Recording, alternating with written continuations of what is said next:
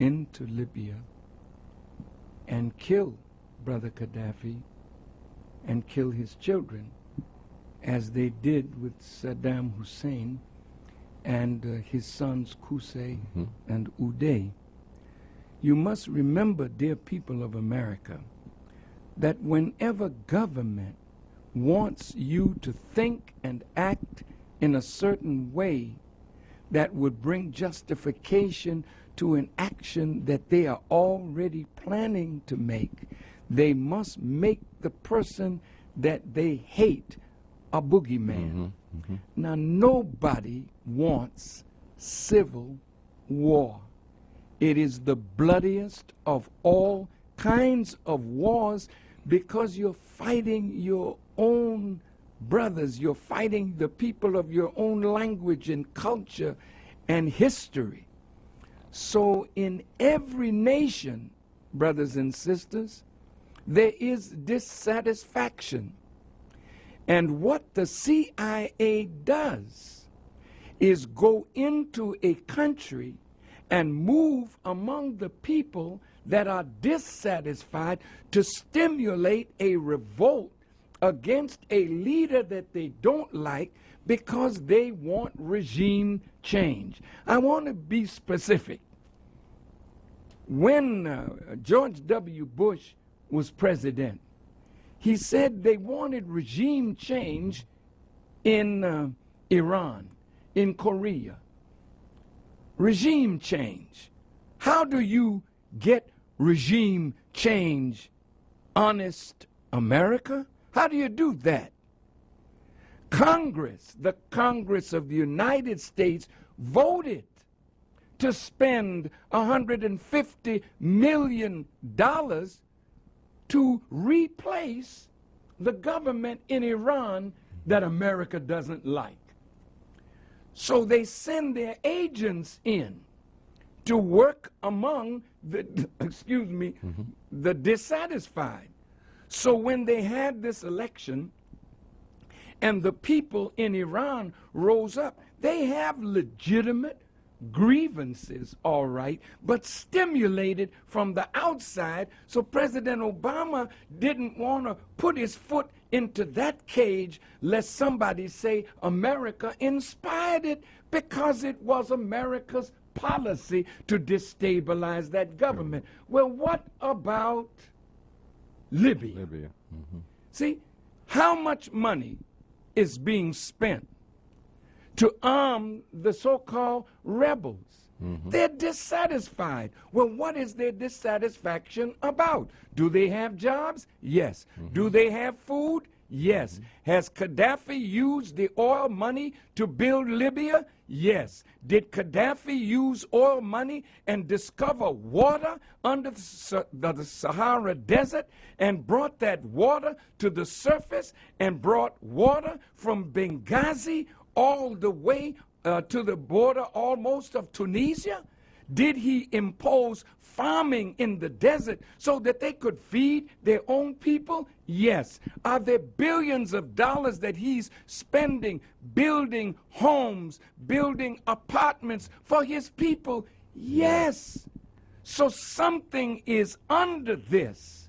And so when America, England, France, three imperialist powers want to destabilize that country, is it that you're so concerned? Now listen to this hypocrisy, American people.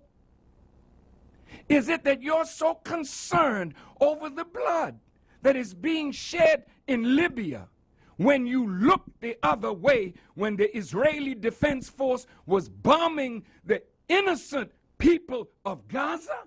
Unarmed men, women, and children, but our government looked the other way? You looked the other way when the Israeli Defense Force went into Lebanon thinking that they were going to have an easy victory?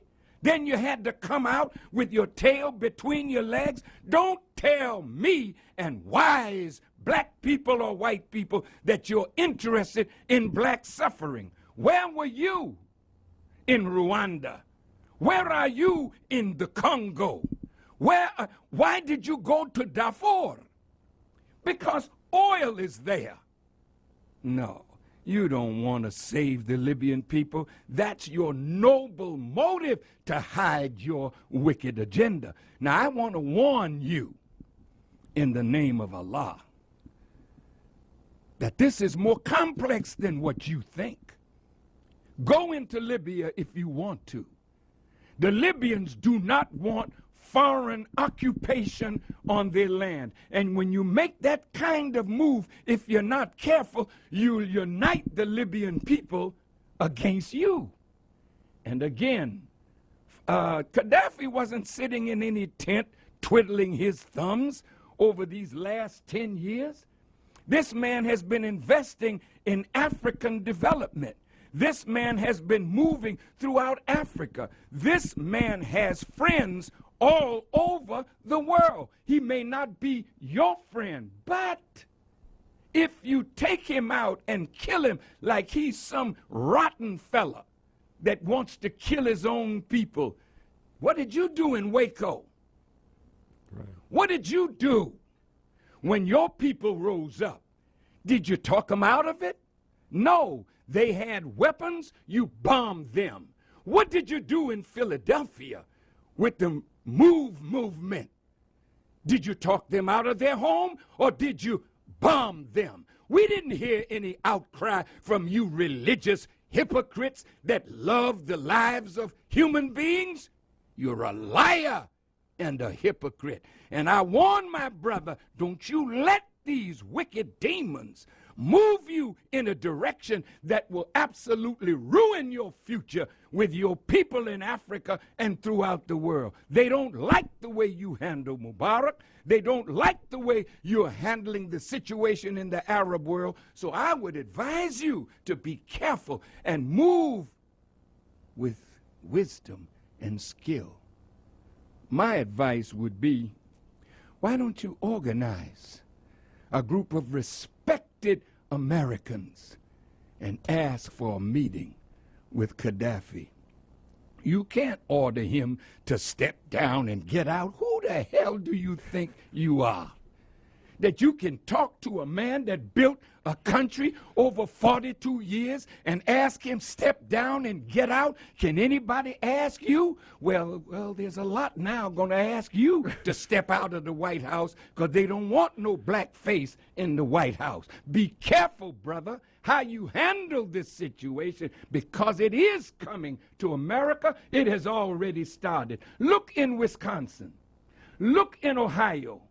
Look at what's going on in your country and remember your words, because the American people are rising against their own government. It's not Muslims, it's not black people, it's white militia that are angry with their government, and they are well armed. Are you going to tell them, put your arms down and let's talk it over peacefully?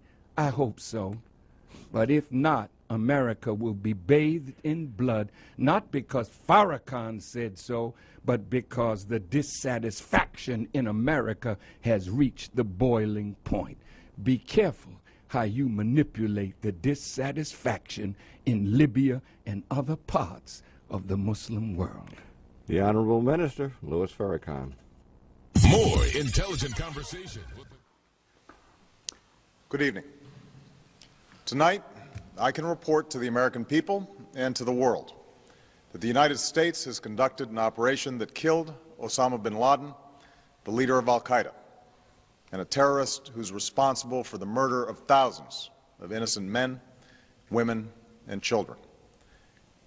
It was nearly 10 years ago that a bright September day was darkened by the worst attack on the American people in our history. The images of 9/11 are seared into our national memory. Hijacked planes cutting through a cloudless September sky, the Twin Towers collapsing to the ground, black smoke billowing up from the Pentagon, the wreckage of Flight 93 in Shanksville, Pennsylvania, where the actions of heroic citizens saved even more heartbreak and destruction. And yet we know that the worst images are those that were unseen to the world. The empty seat at the dinner table, children who were forced to grow up without their mother or their father, parents who would never know the feeling of their child's embrace, nearly 3,000 citizens taken from us, leaving a gaping hole in our hearts. On September 11th, 2001, in our time of grief, the American people came together. We offered our neighbors a hand, and we offered the wounded our blood. We reaffirmed our ties to each other and our love of community and country. On that day, no matter where we came from, what God we prayed to, or what race or ethnicity we were united as one American family. We were also united in our resolve to protect our nation and to bring those who committed this vicious attack to justice.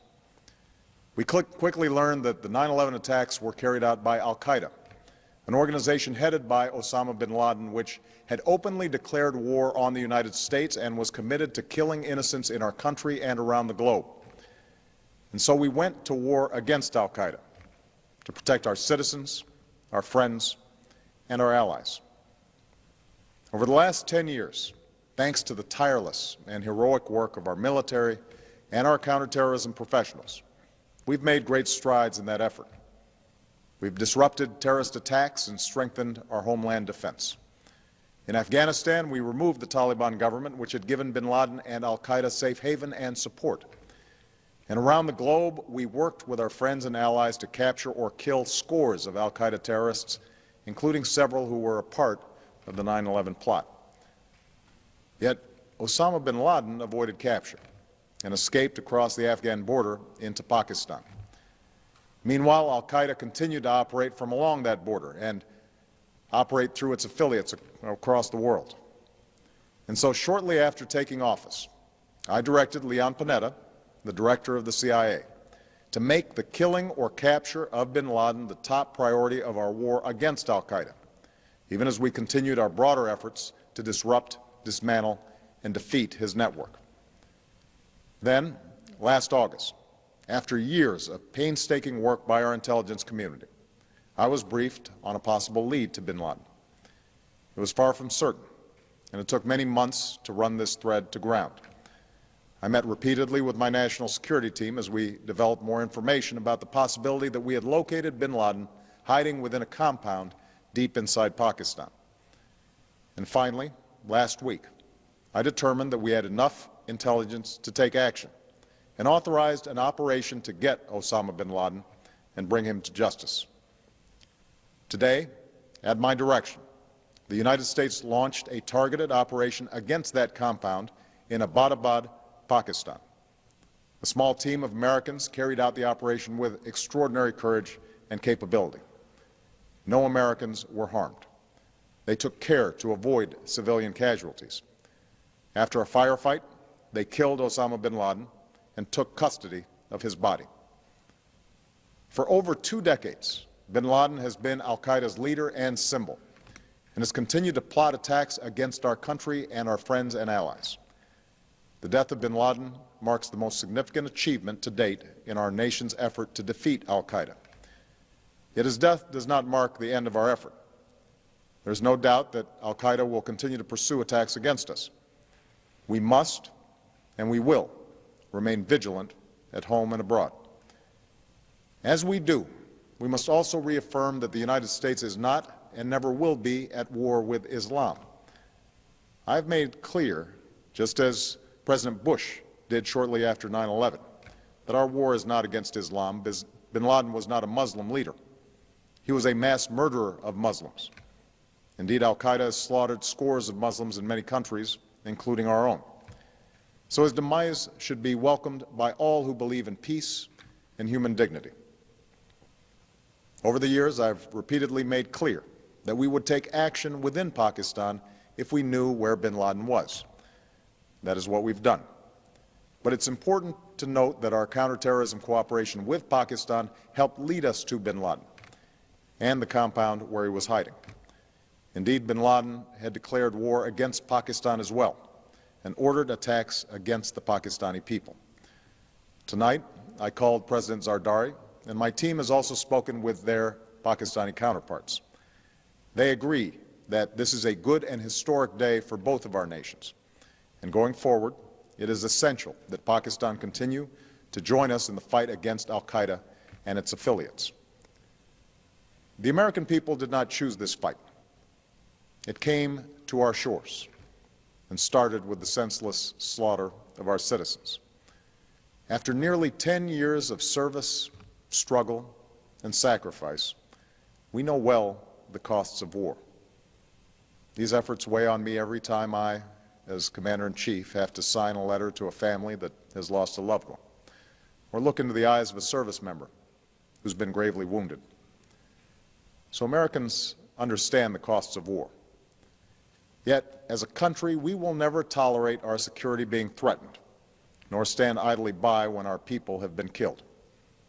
We will be relentless in defense of our citizens and our friends and allies. We will be true to the values that make us who we are. And on nights like this one, we can say to those families who have lost loved ones to al-Qaeda's terror, justice has been done. Tonight we give thanks to the countless intelligence and counterterrorism professionals who've worked tirelessly to achieve this outcome. The American people do not see their work nor know their names, but tonight they feel the satisfaction of their work and the result of their pursuit of justice. We give thanks for the men who carried out this operation, for they exemplify the professionalism, patriotism, and unparalleled courage of those who serve our country. And they are part of a generation that has borne the heaviest share of the burden since that September day. Finally, let me say to the families who lost loved ones on 9/11 that we have never forgotten your loss, nor wavered in our commitment to see that we do whatever it takes to prevent another attack on our shores. And tonight, let us think back to the sense of unity that prevailed on 9/11. I know that it has at times frayed, yet today's achievement is a testament to the greatness of our country and the determination of the American people.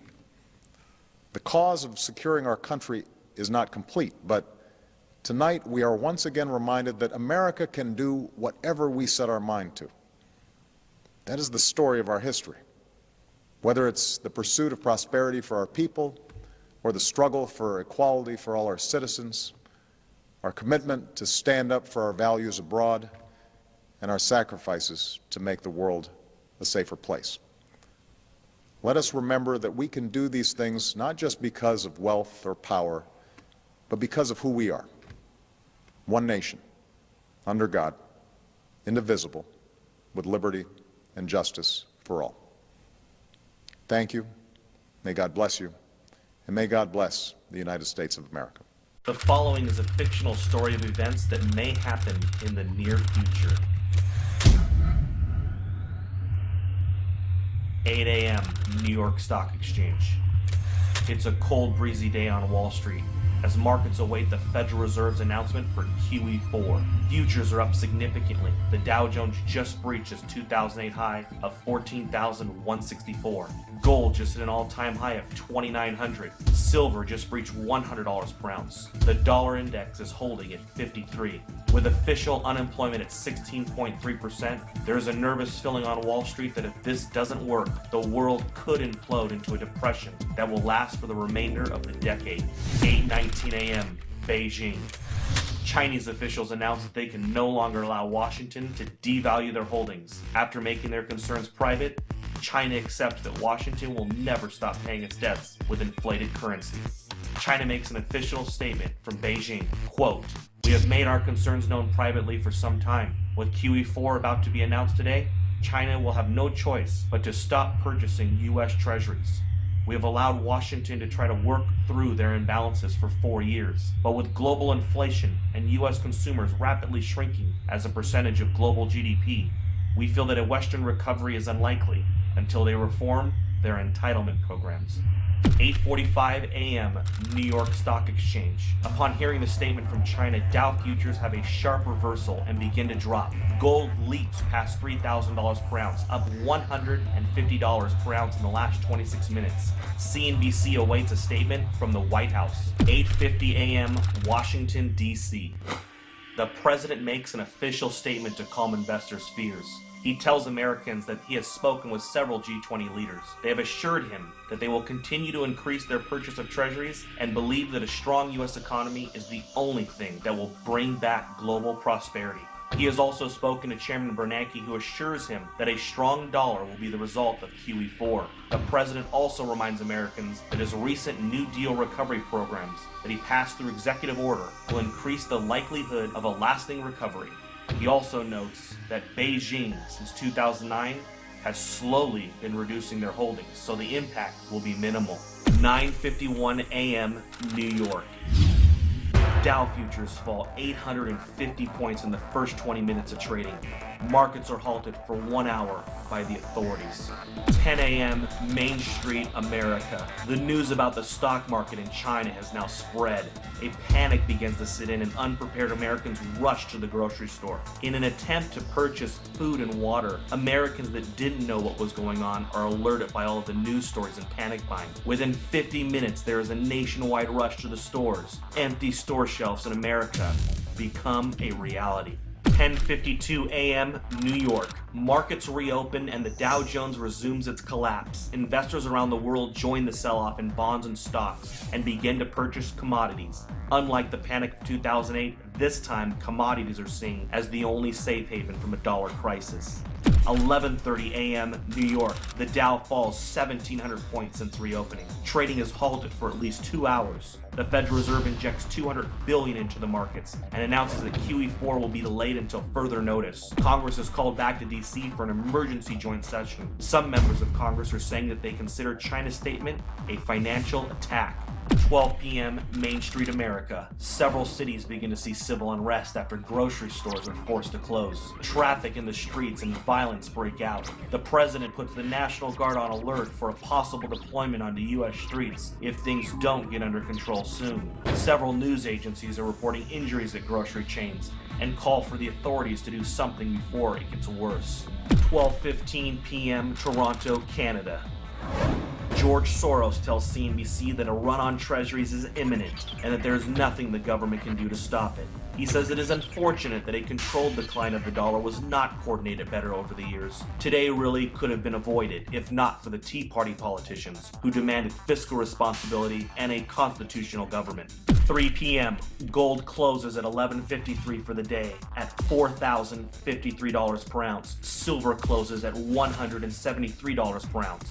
The president announces that due to civil unrest in some areas of the country, U.S. stock markets will remain closed for the rest of the day. With the exception of mining and other inflation-related stocks, the majority of U.S. stocks are down significantly due to the sell-off and flight to safety in commodities. The Federal Reserve announces that it will begin to purchase U.S. treasuries and stocks in order to stabilize the markets. But this only feeds investors' fears of a full-blown treasury run and collapse of the dollar.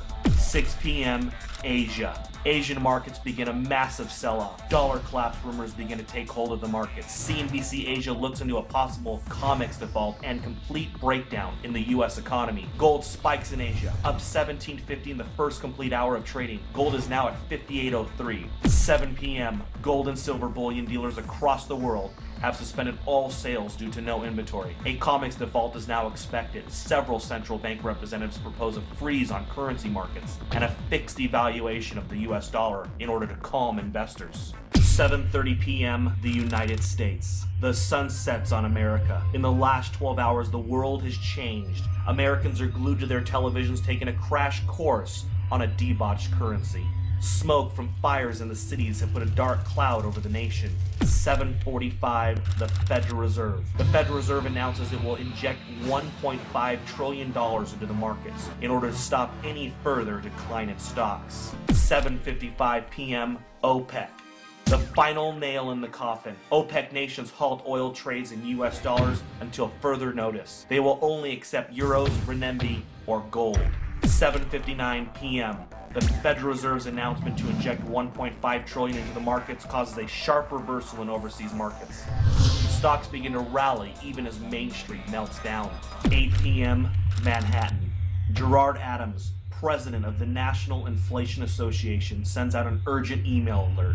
In it, he informs members that it is with great sadness that the time to warn and prepare Americans for hyperinflation has ended.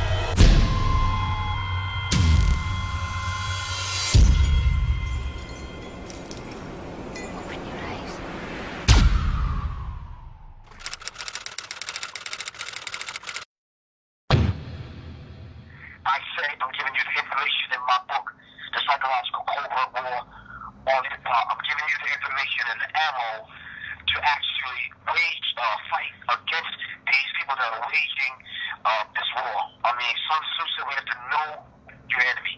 And this is something that we have to define. Clearly, we have to define this because it's no guessing who the enemy is and what the enemy looks like and some of the tactics that the enemy is using. I'm pointing these things out in clear English, as clear as the English language can be, because we know that English language is a bastard language. As clear as it can be, I'm kind of laying it out for those that really want to understand what this particular war is about. So, I'm laying it out. So this is the reason why I've been poisoned. This is the reason why my house has been burned down. This is the reason why I've been kicked out of Public Enemy. So people can know that I'm not just running these things down because I got a personal hatred against Jewish people or other people. This is documents that they have written themselves. They just didn't know it would fall into the hands of a Professor Griff, and I would warn the people. I think if I was to leave this conversation, and this is the last conversation that I'm having with the people, and this is the last thing that they've heard from Professor Griff, I think I would walk to people to know and understand that, Steve Biko was right, man. Revolution is not an event, it's a process. Steve Biko was right. Steve Biko said, the greatest weapon in the hands of the oppressor is the mind of the oppressed.